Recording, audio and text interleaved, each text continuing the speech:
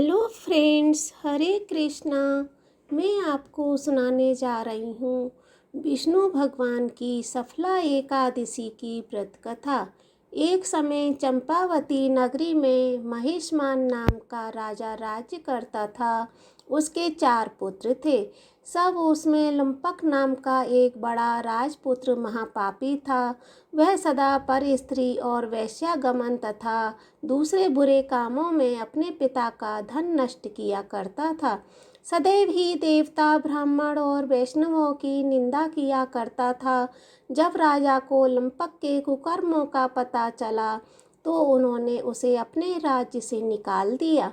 जीवन यापन के लिए उसने चोरी करने का निश्चय किया। दिन में वह वन में रहता और रात्रि को अपने पिता की नगरी में चोरी करता तथा प्रजा को तंग करने का कुकर्म करता। उसके साथ इस तरह कार्यों से सारी नगरी भयभीत होने लगी। वह वन में रहकर पशु आदि को मारकर खाने लगा।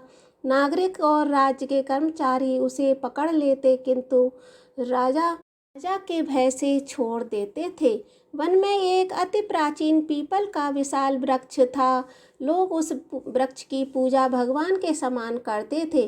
उसी वृक्ष के नीचे लुम्पक रहा करता था।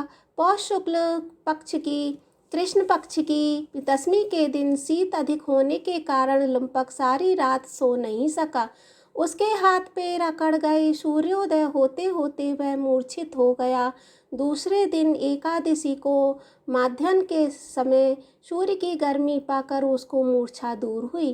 गिरता पड़ता वह भोजन की तलाश में निकला। पशुओं को मारने में वह समर्थ नहीं था, अतः पेड़ों के नीचे गिरे हुए फल उठाकर वापस उसी पीपल वृक्ष के नीचे आ गया।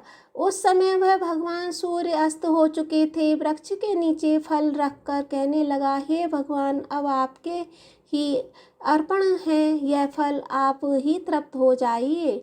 उस रात्रि को दुखद के कारण रात्रि को भी नींद नहीं आई। उसके उस अनजाने में किए गए इस उपवास और जागरण से भगवान अत्यंत प्रसन्न हो गए और उसके सारे पाप नष्ट हो गए। दूसरे दिन वह अति सुंदर घोड़ा अनेक सुंदर वस्तुओं से सजा हुआ उसके सामने आकर खड़ा हो गया।